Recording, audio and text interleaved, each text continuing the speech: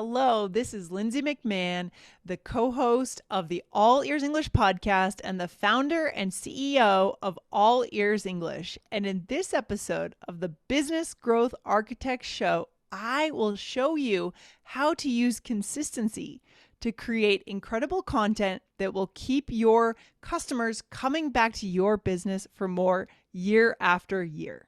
Hello, fabulous person. Beate Gillette here, the Growth Architect. Welcome back to the Business Growth Architect Show, where we bring you cutting-edge business strategies from some of the world's most successful entrepreneurs, business transformation experts, and visionaries who want to help you to scale your impact. Look for one tangible strategy that you can take back and implement right away. And now back to our guest. Welcome back to another episode of the Business Growth Architect Show. This is your host, Beate Gillette. And today I want to talk to you about something that a lot of people completely and entirely and 100% miss the boat on. But before I tell you what our strategy today is, I want to introduce our guest.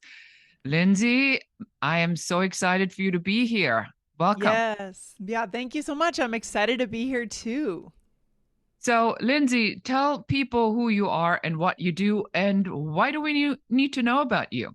Happy to talk about it. So I run a podcast called All Ears English Podcast. We're actually building out a network now, but we target global professionals. That means adults around the world who are looking to work abroad, work in an English-speaking country, or move for a different life. And they want to basically improve their English communication skills. But it's so much more than just the language, right? It's also the culture, it's the human connection and understanding to have how to make their lives better when they're not necessarily in their home country. So that's what we do. Excellent. And so now many of our listeners are going to go, I'm not even sure what this has anything to do with me here today, but don't despair, because we're going to tell you.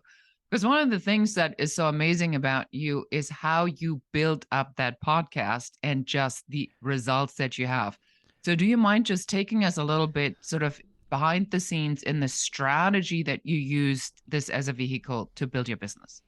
Absolutely. So we began our show in 2013. I was a podcast listener. I loved podcasts at that time.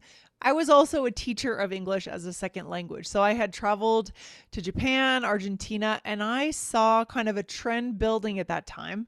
This was when no one really knew what a podcast was, right? It was mostly kind of nerdy, techie podcasts, but mainstream culture had not entered podcasting yet. It was before Serial. It was before anything else that is considered mainstream. So I just asked a friend, hey, do you want to start a podcast? And she was living in Boston at that time too. And we just went ahead and did it. So there wasn't really a lot of thought behind before we launched, right? It was just, let's try this. It's a new way to teach English as a second language. And right from the beginning, we're going to get into consistency today. And that is kind of my magic bullet. There are multiple reasons why we do about 7.5 million downloads a month. I'm sorry. Whoa. Hold on. Say that number one more time really slowly, because I want everybody to hear that number. Yeah. So in the last 30 days, we've done 7.6 million. It's always fluctuating between 7 and 8 million downloads a month. So it's a huge podcast. And this means we have a lot of influence. We have a lot of listeners. I can have meetings with a lot of different companies, and I have a lot of clout. I have a lot of influence as a podcaster. Absolutely. So this is why Lindsay's on this podcast, because if you can take something as a vehicle, as a strategy to build your business, and you build it to such a magnitude, we all must listen up now. So let's dive into this a little bit. When did you realize that there was a larger strategy at work here that really would help you grow your business? I think the biggest key decision that we made right from the start, one of the reasons that consistency has played to our favor, is initially when we sat down, we said, okay, what will our publishing schedule be? Initially, we said that it would be twice a week, 30-minute episodes. And for whatever reason, I don't remember the conversation, we decided to change it to 15-minute episodes 4 days a week. That was a key decision. Because when you're putting so much content into the podcast apps, if the first episode does well, you launch with, let's say, 8 to 10 episodes already in your feed, which was, by the way, another thing that we did that was smart. It starts to snowball, right? So people just have more content to listen to get to know whether they like you. They decide they like you. They subscribe. They share it with a friend. And you just keep pushing out that quantity of content every single week. And it's high quality, but it's also quantity. It's really worked in our favor. I love that. And so how how do you use strategy then to build the business? So this is your only and your biggest strategy. I mean, it kind of like makes sense if it was. So strategy in terms of growing the podcast or the business itself. There's also a business around the podcast, right? The So we use business, because yeah. I believe that the podcast, and correct me if I'm wrong, Lindsay, as much as we love doing the podcast, we love getting the information out there, but we are Yeah. business owners. We can't live off Yes. likes and we can't live off downloads. We have to Yes. actually put money in the bank and pay our bills. So Sure. this must feed a business. So tell me how you used, podcasts or maybe other strategies to drive your business forward. Sure. I mean, now the business is actually merging into more working directly off the podcast, to be honest. So we're working more as a media company now. We're taking more partnerships with advertising companies and running more ads on our show. So it actually may become the business itself in the future. We're moving in that direction a little bit more. But yes, 100% Beat, I agree. In the last 7, 8 years, it's been all about course sales. We built an app. We also sell our transcripts. So, we use marketing funnels, we use quizzes to build out more in depth funnels using automated webinars to meet them where they're at. Once they come from the podcast, we give them that content marketing. And then we do ask for the sale of the course or whatever product we have to help them go a little bit deeper. That's absolutely fascinating. It's interesting because, again, I want to just take a moment here and point this out is that sometimes when you decide on a particular strategy, so in your case, using the podcast to grow your business, Mm-hmm. that when the strategy becomes so extraordinary, the Yeah. business model may be changing. So, talk Yes. to me a little bit about sort of because I love strategy, obviously. Yeah. So when did you realize that this was now starting to shift, that the core business might be now falling under the main strategy, where the main strategy now becomes the business? Exactly. I think about a year and a half ago, attending conferences, especially podcast movement, talking to people and having the same response that you have given me around our downloads. Everyone started telling me, "What are you doing? Like, why are you not monetizing your show more?" And where I had always been thinking, "Oh, it's just a marketing channel. It's a marketing channel to sell something else." But guess what? My market has become very crowded, right? So post pandemic, another thing that's happened in my market and probably a lot of your listeners' markets is that everyone has published a course online. So we were early to the game with online courses, somewhat early, at least in ESL. We were in 2015, we launched our first online course. And that was great because there weren't many other courses out there. But now in 2021, because all the schools, the brick and mortar schools shut down, they're now online. There are lots of independent course creators, people who decide they want to make an Instagram channel. Great. But they're now our competition as well. So I have to make a decision to kind of, yeah, as they say, like zig when everyone else zag, right? Zigzag. Like they go that way, I have to go this way. And right now, in the market of kind of media companies in education and language education, there aren't too many currently. It's I also love just it. what I Brilliant. love. Go ahead. Yeah. Go ahead. I want to Yeah. hear everything you have to say. I think that's absolutely brilliant. Right. I mean, it's also just what I love, right? It's always been the part of the business that I've loved the most. So for your listeners, I would recommend listening to your gut a little bit more Mm. and say, what is your favorite part of the day? For me, it's when I'm on the microphone with my co-host. It's not when I'm building my marketing funnels or writing my marketing emails. I actually kind of hate that. I don't blame you. No. Right? Yeah. Yeah, I think that there's a lot to be said. We have a master class in how to create products and services that sell, because that's all based up on a deeper connection with your passion. I think if there's a disconnect, And when it gets to the selling part, and I don't think a lot of people like funnel building, and I don't think a lot of people get very excited about improving the click open rate by No, 0.2%. I mean, I no, don't, no. but there are people who are like that. We will not judge them. But I think that the passion that you bring to the table is, you need to find that vehicle for it in Yes. that particular type of strategy. And that is going to bring me to my next question. Hmm. And that my next question is going to be, what is your favorite strategy? And I think I know what it is because you've hinted on it now a couple of times. Mm-hmm. Mm-hmm. Yeah. So my favorite strategy for conversion from the podcast to the courses, is that what you mean? No, your favorite like business strategy, and you mentioned consistency a couple times. Yeah, so So that's the one we were going to talk about today. Yeah. yeah. So, yeah, let's come back to that. I know, as we said before, it's not sexy, but it kind of is because it's so it's so overlooked, right? So it is consistency. I'm proud to say that we have never missed a single Monday, Tuesday, Wednesday, Thursday since 2013, right? So when I say consistency, I'm talking about crazy consistency. And entrepreneurs are extremists, right? We like to go to extremes for the thing we love, for our baby. And I think it's been worth it because we've been able to take all the benefits of how the algorithm has kind of seen that and kind of pushed us forward into recommended shows, and our listeners recommending the show to their friends because it's become part of their daily habit. I mean, if you think about it, as a podcast listener, you don't build a habit on the shows that come out once a month, twice a month, even once a week. You build a habit on the shows that come out 3 times a week, 4 times a week. So if I think about user psychology, Mhm. that's another part of why I think that was a smart strategy. Are you injecting yourself into the lives of your listeners? I think we absolutely are. Yeah, 100%. So I've always thought about, when I've worked on this show, I've always thought about our listener. I think about my listener constantly, Mhm. right? I imagine one of our core listeners in Japan, in Tokyo, a business professional traveling from one station into Tokyo, 15, 20-minute train ride in the morning. They're going to be able to start our show and consume an entire episode and be done and feel good, feel connected by the time they walk into work. Right.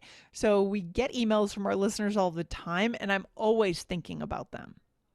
I like that a lot. I did a mindset event with my mindset trainer and David Nagel, and he had like a 90-day program. And the entire premise was that to change a habit, you need to do the repetition, the consistency. And I think Yeah. there's a lot to be said. And again, I want to point this out, is that you went in and you say that I'm going to think about what is going on in the head of my listener, my customer. 100%. And you crawl into his head so deeply that you say, here's somebody in Japan who's trying to get a promotion, who's doing Yes, the year abroad, or being selected for the business trip, for the conference. And exactly. he or she needs to demonstrate their subject matter expertise. What do I Mm-hmm. need to give him that he has that confidence? So yeah, I can give him an online course, and then the poor person has to sit there for 3 or 4 consecutive days, Yeah, and they're going to be completely overwhelmed, and uh, it's not going to be this consistent repetition.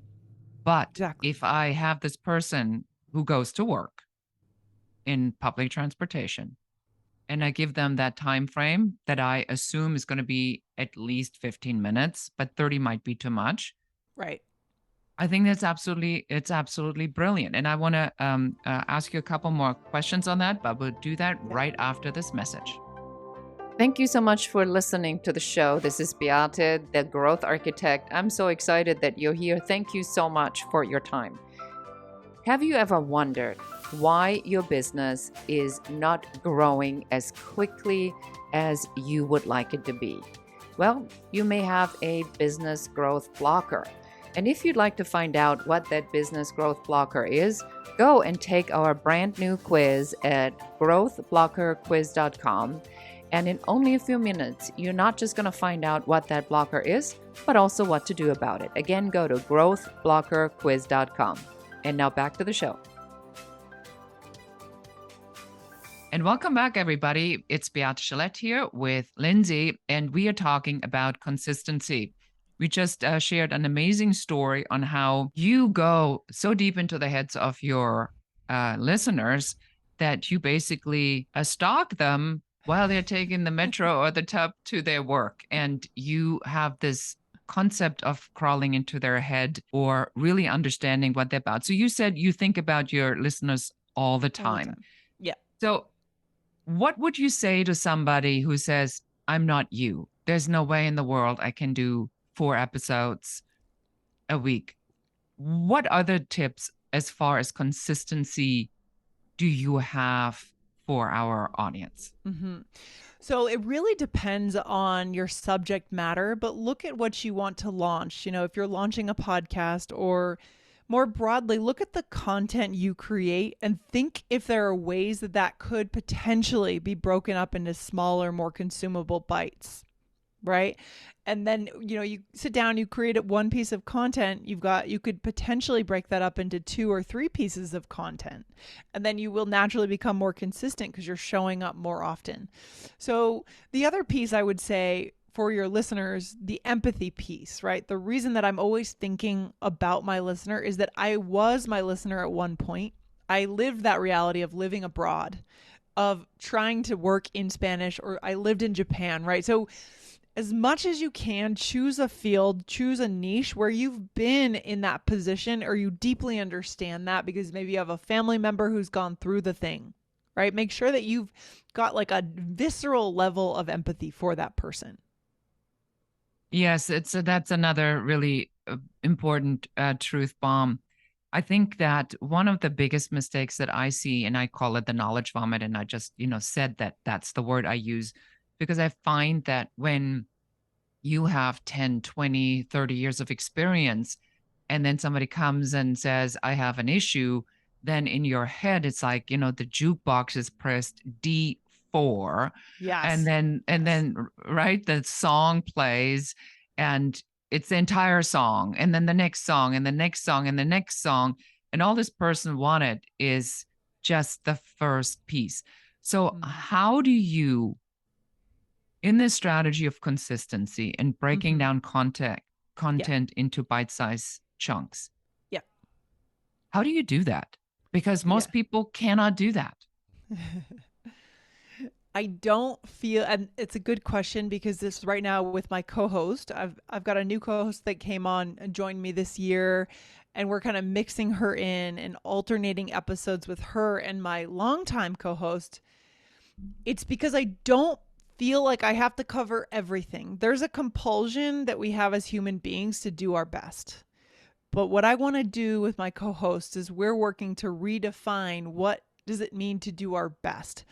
If we are trying to teach, let's say, a grammar point, simple past in English, let's keep it simple.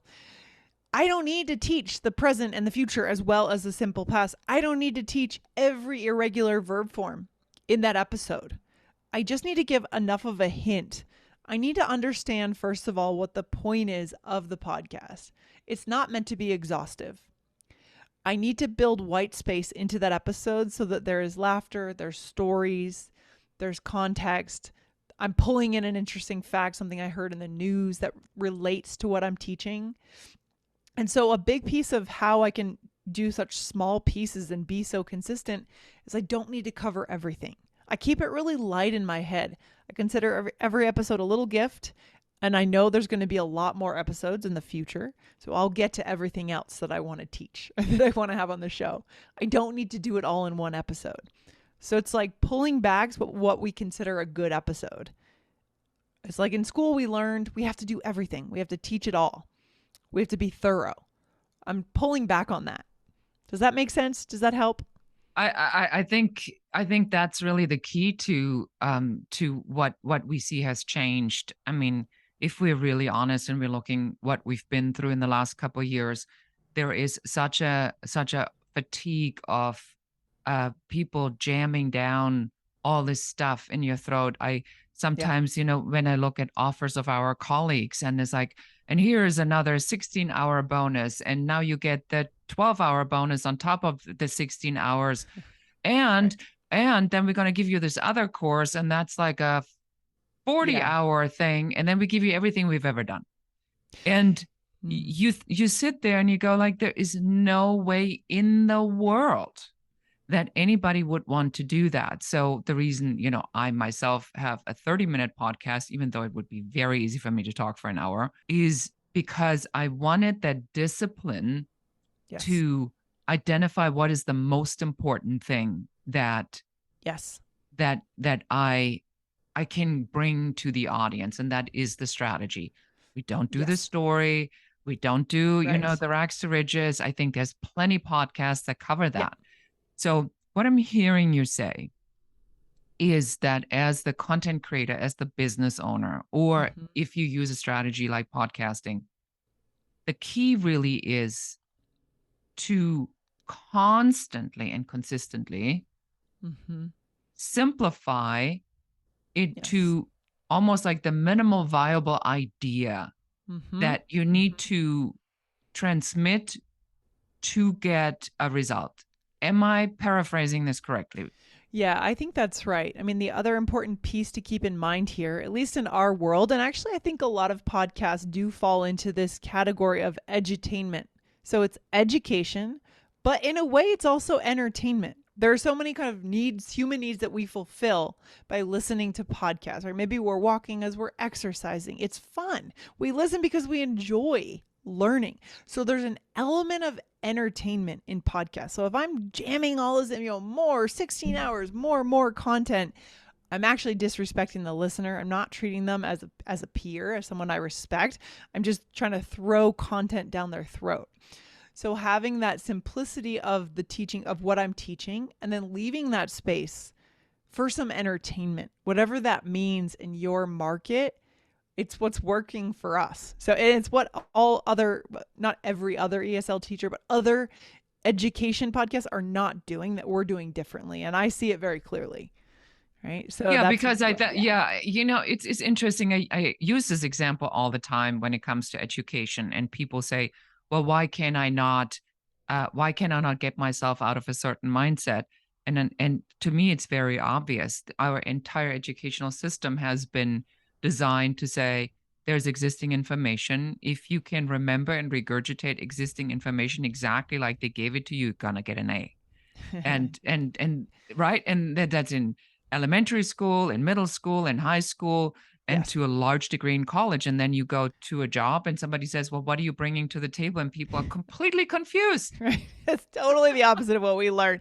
And furthermore, it doesn't work for languages, right? This style of regurgitation of facts definitely doesn't work for language acquisition. I can tell you that for sure, right? So we tune into the affect, right? There's been research that's been done in applied linguistics that the way to retain and learn a language is by having the brain kind of open and ready. You have to be receptive of it. If it's just information, if it doesn't mean anything to us personally, we don't remember a thing and we can't actually speak that language. So But is yeah, that not the universal truth of everything? it If it really is. doesn't, if it's not relatable. So Yeah, I want to take you a little off script here, sure. because you said something that I thought was really powerful. You said, I want to keep it entertaining. What do you do Yeah. to make it entertaining? You'll have to listen to the show. I mean, I think I don't. Four I times a don't. week. There's yeah, 4 times a week. There's a certain something there. There are certain things we build into every single episode. I can tell you what makes it meaningful is that we tie it back to a theme of human connection. And we talked about this when you and I first met as another possible theme we could talk about it. So I'll just touch on it briefly. Go We ahead. bring it back to a why, and it's not a meaningless why. It's not a why I came up with at a seminar, right? That I drew on a board and I said, this is my why. No, this came from my experience living abroad. And I still feel the pain of being isolated, being disconnected by not speaking that language, not speaking Spanish, right? So connection, not perfection became our tagline, our slogan, our trademark. And we tie it into the episode in the takeaway in every single episode. What does this mean for connection? right?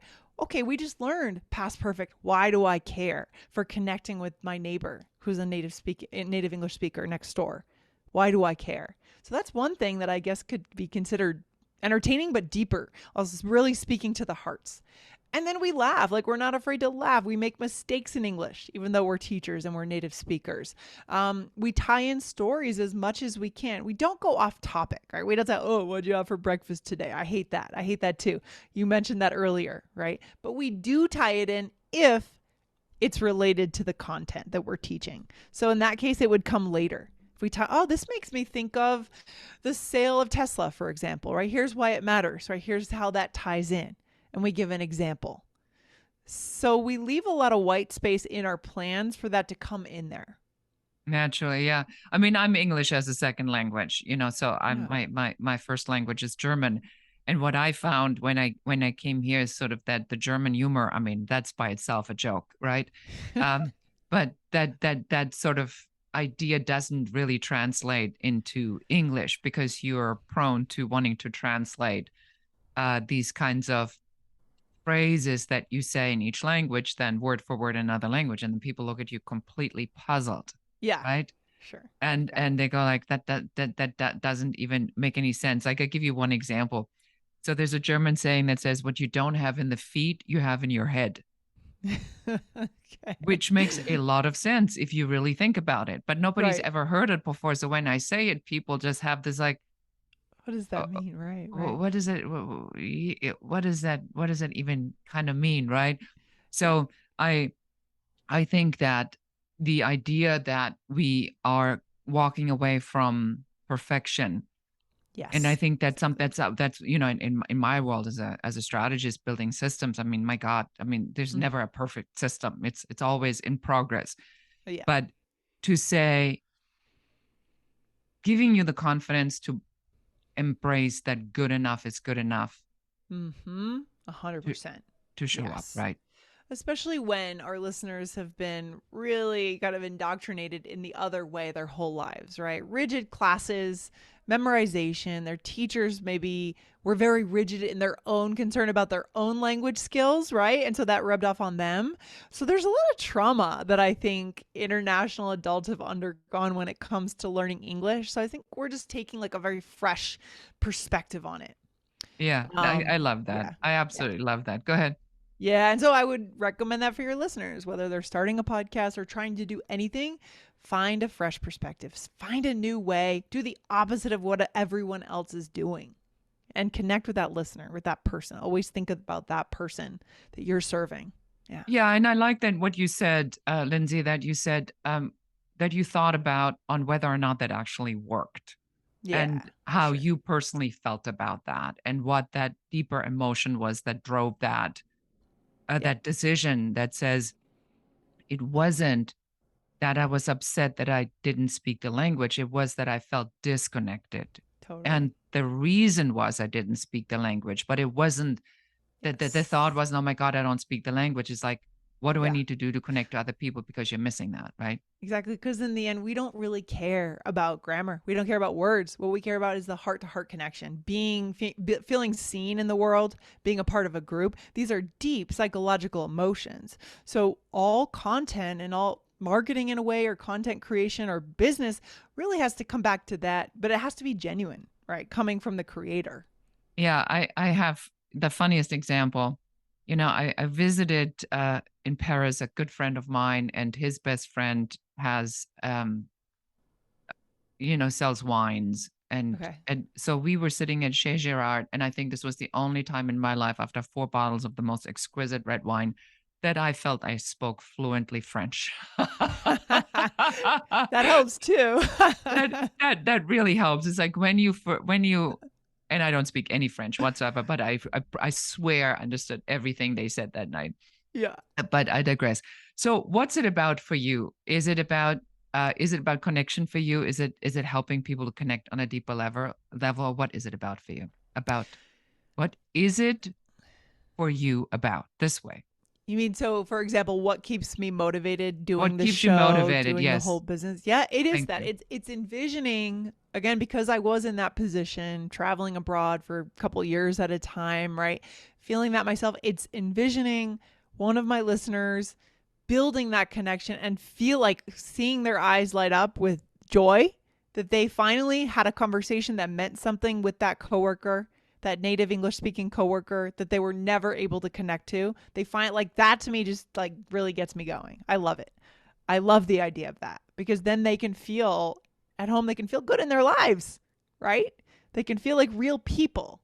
We can be real people in multiple languages, or we don't have to feel like half a person in another language.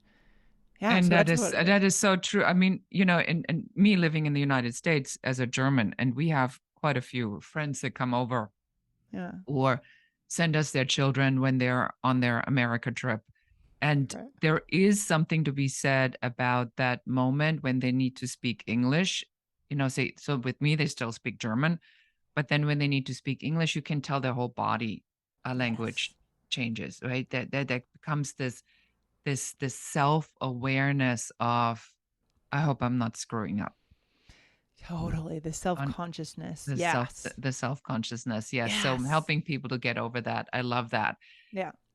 Wow, this has been absolutely amazing. So tell us, how can we get more of our Lindsay fix? Sure, absolutely. Well, our podcast, if your listeners are listening right now in any of their podcast apps, Apple Podcasts, Spotify, they can just go and search for our podcast. So type in the search bar, All Ears English Podcast. You'll see the yellow. We have lots of yellow in our branding. And just hit follow. Again, 4 days a week. And happy to answer any questions if anyone has any questions for me. So, yeah. Wonderful. Well, thank you so much for being on our show. You've been an absolute delight. Thank you for having me on today, Viet. I appreciate it. I enjoyed that. Thank you so much. And that's it for us today. Thank you for listening and watching the Business Growth Architect Show. I enjoyed having you here. And for accountability, just take one of the strategies that you have heard, one thing that you can implement in your business immediately. Please leave comments. Don't forget to like and share this show. And if you have any questions about business, please put them in the comments. We are here for you. We're here to support you and help you to grow, build, and scale your own business. For more advice, please check out our website in the show notes below.